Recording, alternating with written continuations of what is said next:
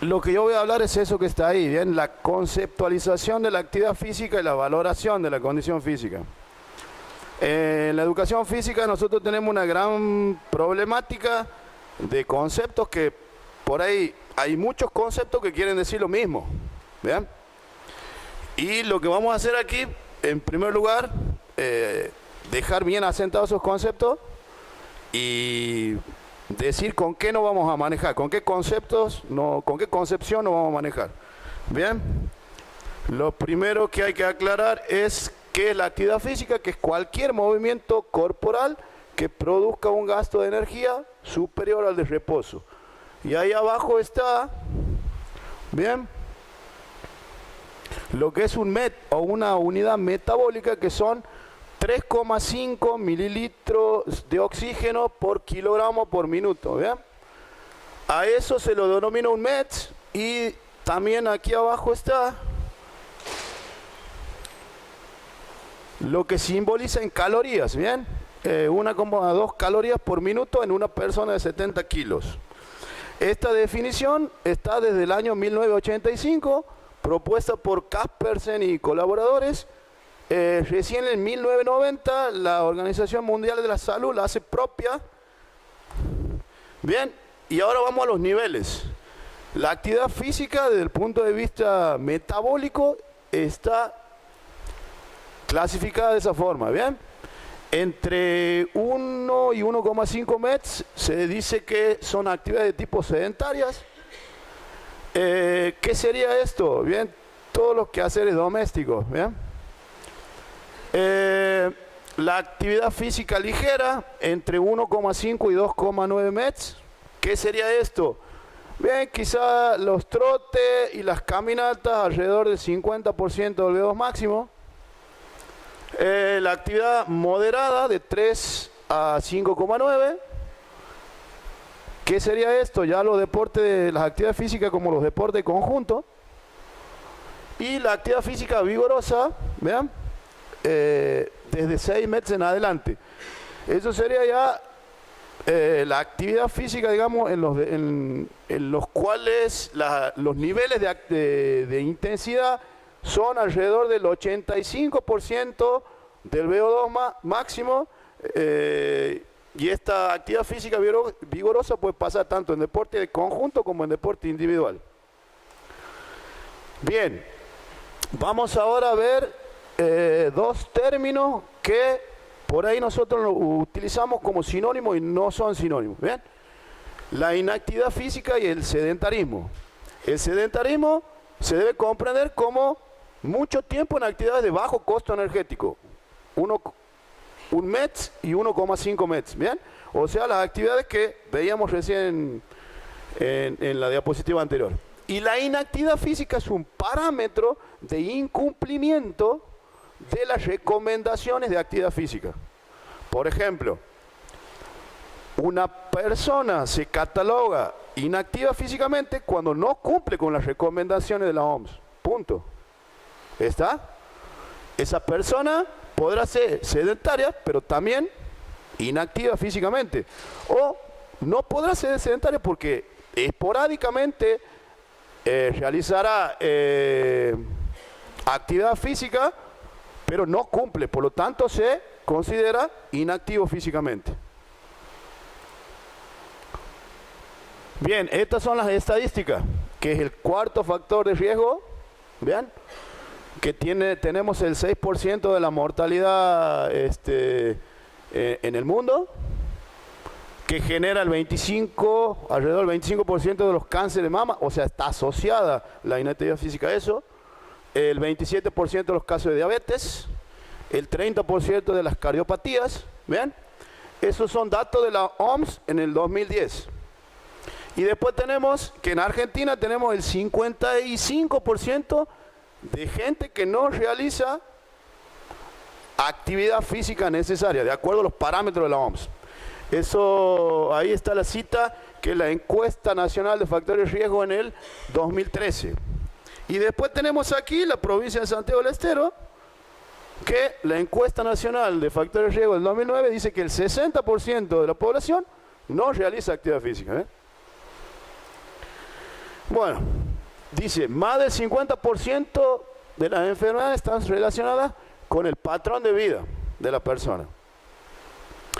Un 25% se le atribuye al medio ambiente, el 10% depende del cuidado personal y solo el 16% está relacionado a factores genéticos. O sea, de todo lo que yo me puedo llegar a enfermar, solamente el 16% yo estoy predispuesto genéticamente. Esto indica, dice, que el 84% de las enfermedades pueden ser controladas por la persona y con ello la calidad de vida. Bien, vamos a otro concepto importante, el ejercicio físico. Muchas veces utilizamos actividad física y ejercicio físico como si fuesen que es lo mismo. En realidad no es lo mismo, ¿está? Es una subcategoría de la actividad física que dice que tiene que ser planificada, estructurada, ¿vean? Repetitiva, intencionadamente con el objetivo de mantener o mejorar la condición física, ¿vean? Entonces, ahí hablamos de otra cosa. Ahí ya tendremos que hablar de un programa, ¿vean? De aquí surge el concepto de condición física. Condición física, physical fitness, aptitud física, son términos que generalmente están relacionados de acuerdo a los ámbitos. Por ahí no significan lo mismo. En este ámbito, condición física relacionada a la salud va a ser igual a aptitud física. Dice que la capacidad de llevar a cabo tareas diarias con vigor, sin fatiga indebida, con suficiente energía, ¿bien? Y que le permita a la persona disfrutar de las actividades recreativas y para las emergencias imprevistas. Hay varios autores que tienen una definición, digamos, que cambia un poquitito. En realidad significan lo mismo y apuntan a lo mismo. Apuntan a esto. Bien, la condición física relacionada a la salud tiene esos componentes, o la aptitud física, que es exactamente lo mismo. Entonces, fíjense, los componentes de la condición física relacionada a la salud son estos. La resistencia cardiorrespiratoria, que también nosotros la conocemos como resistencia aeróbica o capacidad aeróbica. En el campo del entrenamiento deportivo podrá no significar lo mismo, pero en este ámbito, sí. La fuerza, la resistencia muscular, recordemos que nosotros la fuerza tiene diferentes manifestaciones: la explosiva, la elástico-explosiva, la fuerza máxima dinámica, la fuerza máxima isométrica. Pero simplemente aquí, en este ámbito, lo único que nos interesa es la fuerza, ¿bien?, máxima, o la fuerza de base, si se quiere, y la resistencia muscular. Después tenemos la flexibilidad y la composición corporal. Por ahí me podrán decir, profe, falta la agilidad, falta la velocidad, falta la potencia anaeróbica. Esos son componentes de la condición física, pero relacionada al rendimiento físico deportivo. ¿Ven? Aquí nosotros vamos a pararnos en el marco de la salud, de la condición física para la salud. Bueno, aquí están los conceptos. ¿Ven? Yo voy a pasar esta diapositiva porque me parece que aquí todos los profes saben qué es lo que es la resistencia, sabemos todo lo que es la fuerza muscular, sabemos todo lo que es la resistencia muscular, la flexibilidad y la composición corporal. Lo único que voy a aquí es sobre la composición corporal. ¿Bien? ¿Se considera un componente de la aptitud física o de la condición física relacionada a la salud? ¿Bien? A través de diferentes mediciones, que vamos a ver después cuáles son, nosotros deberíamos determinar el porcentaje de tejido adiposo, de masa adiposa, y el porcentaje de masa muscular y el óseo. Bien, vamos a la valoración de la resistencia cardiorrespiratoria. ¿Bien? Tenemos pruebas de laboratorio y test de campo. ¿Bien? Las pruebas de laboratorio, como la ergoespirometría, que tiene electrocardiograma del ejercicio, esas son las siglas, SG, y análisis de gases. El análisis de gases es lo que está haciendo este equipo que está aquí con una mascarilla, ¿bien? lo que el equipo hace es ver diferentes variables, por ejemplo, consumo de oxígeno, producción de dióxido de carbono, ventilación pulmonar, el equivalente ventilatorio para el oxígeno, que sería los litros de aire que ingresa la persona en ejercicio de diferente intensidad, dividido el consumo de oxígeno. ¿Qué más? El equivalente ventilatorio para el dióxido de carbono, que sería los litros de aire durante el ejercicio dividido la producción de dióxido de carbono. El coeficiente respiratorio, que sería dividir el consumo de oxígeno dividido el dióxido de carbono producido. ¿Bien? Y después tenemos la ergometría. La ergometría también es una prueba de laboratorio, solo que no tiene análisis automático de gases. ¿Bien? Aquí, por ejemplo, si sería una ergometría, esto no debería tener la mascarilla. ¿Bien? Que eso aquí en Santiago he visto que hay. Puede ser en cicloergómetro o en cinta ergométrica. La intensidad en este tipo de testeo tiene que ser creciente, chicos. ¿Ven? No puede ser una carga estable. Tiene que ser creciente y generalmente hay varios protocolos. Yo le he puesto ahí lo que tienen en común. Por ejemplo, los periodos de carga son entre 1 y 2 minutos. Bien, el aumento es alrededor de medio kilómetro por hora. O sea, por ejemplo, la persona arranca trotando a 8 kilómetros por hora, 1 minuto o 2, y se le asciende la carga a 8,5 y así. ¿Bien? Hay otros protocolos que son con inclinación. Ustedes miran, profe, ¿por qué por inclinación? Bien, esos protocolos con inclinación generalmente son para cardiópatas, ¿bien? Personas enfermas del corazón. ¿Por qué? Porque muchas veces es más seguro que yo incremente la carga con la inclinación que con la velocidad. ¿Bien? Recordemos que la persona cardiópata o enferma con una enfermedad cardíaca, bien, le va a ser muy difícil por ahí mantener cierta intensidad. ¿Bien? Puede perder el equilibrio, entonces es peligroso. Yo por mucho tiempo no entendía esto. Digo, ¿por qué inclinación? Entonces, hasta que uno reflexionando y hablando con, digamos, especialistas, me dice, no. Pasa que muchas veces los cardiópatas están con sobrepeso, tienen un montón de complicaciones y no pueden mantener la velocidad. Entonces, por eso está, digamos, la inclinación. Entre 50 y 75 watts, en el caso de que sea un cicloergómetro, ¿bien? Los, digamos, cambios de potencia en el ciclo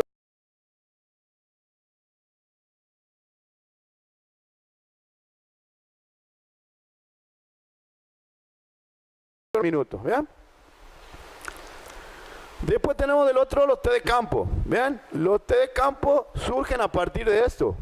Generalmente lo que se hace para validar un test de campo es tomar, digamos, una cierta cantidad de personas de pruebas de laboratorio, idear un test de campo, tomarle a esas mismas personas después un test de campo y hacer un coeficiente, estadísticamente un coeficiente de correlación para ver si el rendimiento en ese test que yo he creado se asemeja, digamos, a los valores de consumo de oxígeno y se crea una fórmula. ¿Bien? Las fórmulas emplean generalmente los valores de la frecuencia cardíaca, la edad de la persona, la velocidad final alcanzada en el test y la distancia recorrida. ¿Bien? Esas son diferencias que tenemos nosotros. Por ahí se nos va a complicar tener un laboratorio como para hacer esta prueba, pero hay test de campo que ya les voy a mostrar cuáles son. Vean, estos son, digamos, parámetros que nos indican cuándo esa prueba ha sido máxima y cuándo puede ser, digamos, considerada como válida, que la he tomado bien. Cuando el nivel de lactato es entre 10 y 12 milimoles, cuando el coeficiente respiratorio es superior a 1, yo les explicaba recién que el analizador automático de gases lo que va haciendo, monitoreando una de estas variables, Y lo que hace es ir dividiendo el consumo de oxígeno que va teniendo la persona con la producción de dióxido de carbono, respiración a respiración, o cada 3 segundos o cada 5 segundos. Eso depende ya del equipo. Y va estableciendo esto, el coeficiente respiratorio. Para que una prueba se considere como que ha sido, dentro de todo, cercana al máximo o máxima, el coeficiente ese tiene que estar superior a 1. 1,1, 1,05, 1,10, 1,15. Y la frecuencia cardíaca tiene que ser alrededor de 380 y 190 latidos. Y tiene que haber un agotamiento volitivo. Tiene que decir, no puedo más. Eso en el caso de las pruebas máximas. Después nosotros tenemos pruebas submáximas.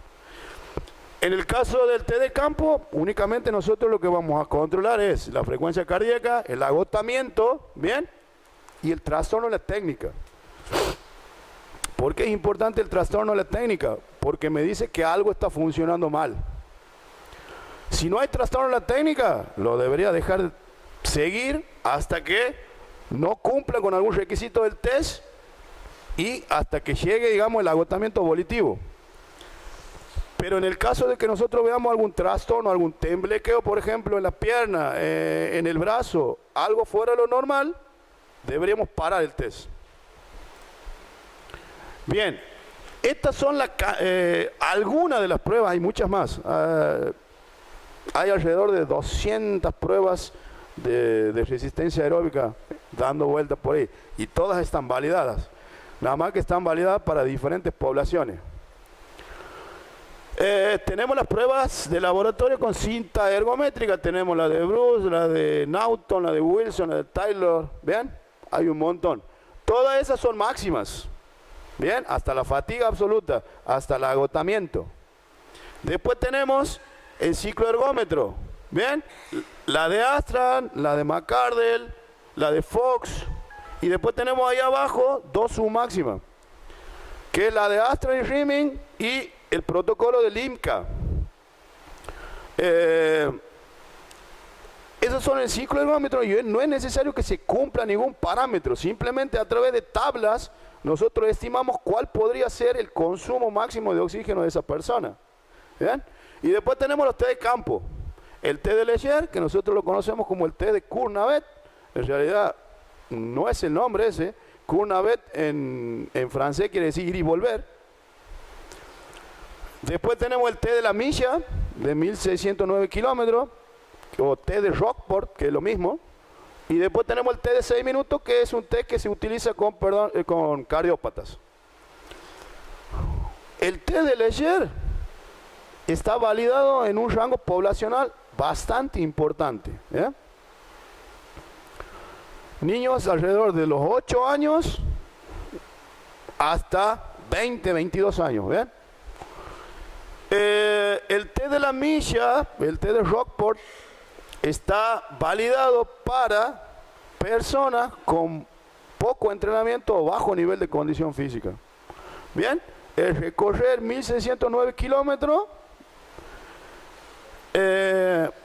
caminando o trotando, porque hay dos versiones, o sea, un test bastante práctico, y ya está, digamos, estandarizado, digamos, en cuanto a los niveles que tiene que tener y todo eso. ¿Bien?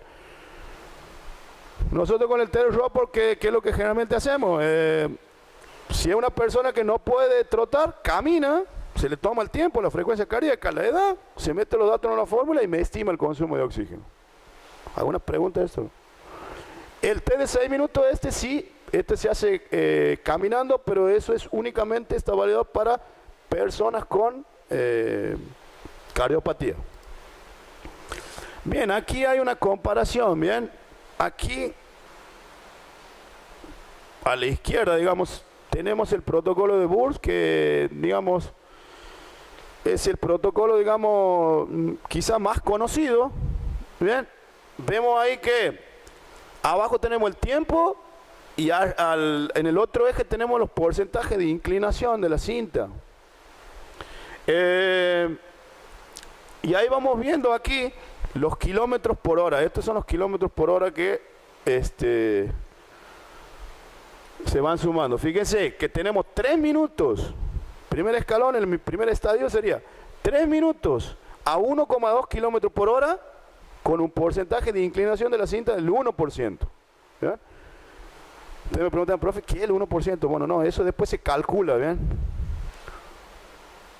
Después tenemos, entre los 3 y los 6, hay, perdón, del 10%, no del 1%.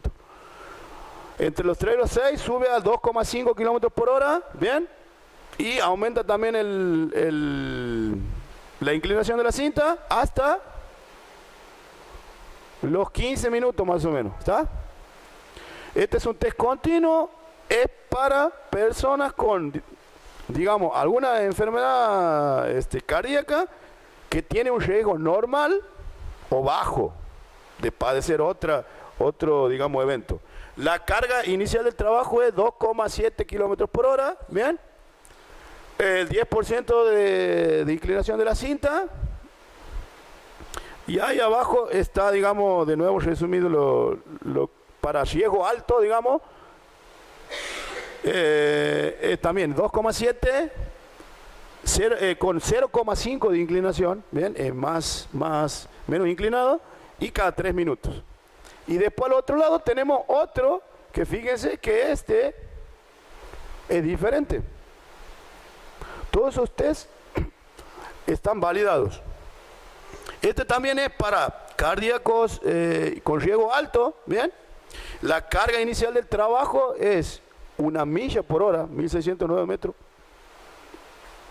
El porcentaje, fíjense, de inclinación es 0 al comenzar y después va variando, ¿bien? 3,5, 7, 10,5. Bien, simplemente, digamos, para que conozcamos algunos protocolos, digamos, de trabajo. Bien, estos son los valores de consumo de oxígeno de referencia. Con rojo está lo que no deberíamos tener. Y por edad. Con azul está lo que deberíamos tener por edad. Fíjense que una persona de entre 20 y 29 años que tenga alrededor de 24 mililitros kilogramos por minuto, se considera, digamos, consumo de oxígeno bajo y que sería bueno.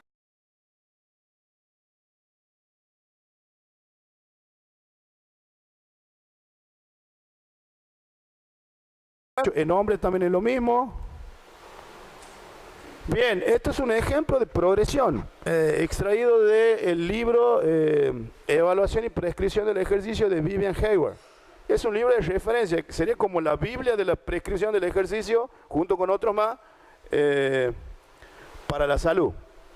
Fíjense, hay una fase inicial, una fase de mejora y una fase de mantenimiento. Aquí están los porcentajes de intensidad, ¿bien? Aquí también, aquí son el total de minutos a este porcentaje de intensidad. Esto es en general. Aquí tenemos los METs. Aquí está la carga de trabajo en kilogramos por minuto, porque esto seguramente está hecho para alguien que hace bicicleta, si en el caso nosotros prescribiríamos a partir, digamos, de un test en cinta, esto aquí quizás diría otra cosa. Capaz que aquí diría kilómetros por hora o volumen, digamos, recorrido. Bien, y aquí a la par está la frecuencia. Cuando se trabaja la periodización de la prescripción del ejercicio para la salud, nosotros tenemos que tener en cuenta esto. Que vamos a tener una fase inicial de adaptación, que ahí dice alrededor de 4 semanas. Generalmente es más. Entre 6 y 8 y quizá les diría un poquito más. Una fase de mejora o de intensificación del entrenamiento y otra de mantención. O sea, eso puesto así es muy lindo. Por ahí en la práctica no se cumple eso. ¿Por qué? Porque muchas veces llega una persona a realizar actividad física desde cero, totalmente sedentaria, va 2 semanas y después no vuelve más. Entonces tenemos que empezar nosotros como profe ¿a qué? A hacer malabarismo con la planificación. Si abrió 2 semanas y después no abrió más, así nosotros tengamos un grupo, digamos, que sigue, a esa persona la tengo que volver a la fase inicial y continuar. ¿Ven? O sea, lo peor que nos puede pasar, o de hecho nos pasa, es que en la fase inicial deje. Porque tengo que empezar de nuevo prácticamente. Cuando llegamos a la fase de intensificación o mejora, no pasa nada, es menos, digamos, problemático a la hora de estructurar y planificar todo de nuevo, porque ya tiene una base, ¿bien? Y lo único que tenemos que hacer es ajustar, quizá volver quizá 2 semanas o 3 o lo que ha dejado en la carga que estaba y ver cómo responde. Y después tiene la fase de mantenimiento. La fase de mantenimiento nosotros la tenemos que respetar. Si tenemos una persona que es ordenada, que cumple, que hemos llegado aquí a una cierta mejora, tenemos que inmediatamente, a ver, por una cuestión psicológica también, realizar esa carga de mantenimiento, que básicamente es disminuir quizás un poco el tiempo de trabajo o las sesiones, pero mantener la intensidad y no llevarla, digamos, al 40 o 50%.